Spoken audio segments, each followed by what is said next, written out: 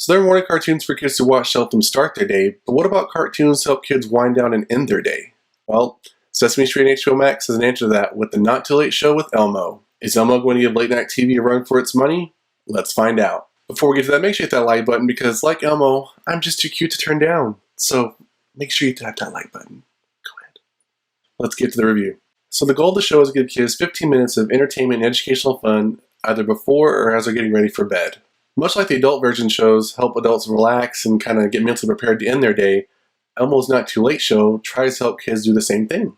If you or your kiddo are fans of Sesame Street, Elmo's show has many of the popular favorites. Elmo, of course, is the host and kind of portrays Jimmy Fallon or Conan O'Brien. You have Cookie Monster as co-host, who emulates Paul Schaefer and Andy Richter for comedy relief. You have his band, Mama Bear and the Monsters. You have Abby Cadabby as one of the writers on the show. You have Rosita, who's crew member / producer on the show. You have Bert and Ernie in the production room.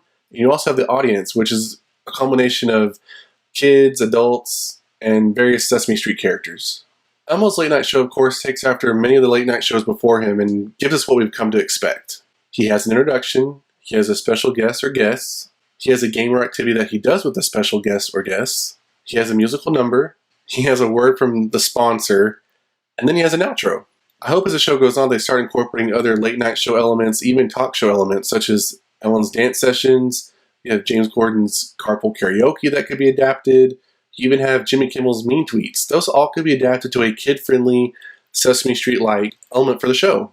So Elmo's first special guests were the Jonas Brothers, and I have to say that I was semi-impressed with their appearance. As far as being guests, they were stale and just not very interesting. I know that there have been many celebrities on Sesame Street in general, but you have to learn to get excited. This is a kid's show. I mean, there's a couple parts when you watch, you could just see like Joe Jonas is staring out into nothing and just seeing the studio lights on his face. Who wants to see that? But they also end up being the musical guests for the show, and on that aspect, I really enjoyed. Their song was about brushing their teeth, and they did a great job. My favorite parts from the episode was Bert and Ernie in the production room. Bert and Ernie always have good chemistry together. In this particular instance, Abby Cadabby accidentally put magic on their studio equipment, and it was causing crazy things to happen. It was just fun to see that play out. You had the Cookie Monster, who was the person who gave the word from the sponsor, and it was supposedly toothpaste, since the song was about brushing your teeth from the Jonas Brothers, but it was actually cookie dough where he hand wrote toothpaste on.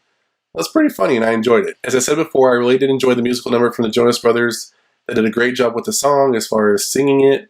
The only thing I thought was kind of crazy was poor Kevin Jonas. He just didn't have anything to do up there. I mean, even in the parts I thought he could harmonize, it was very little.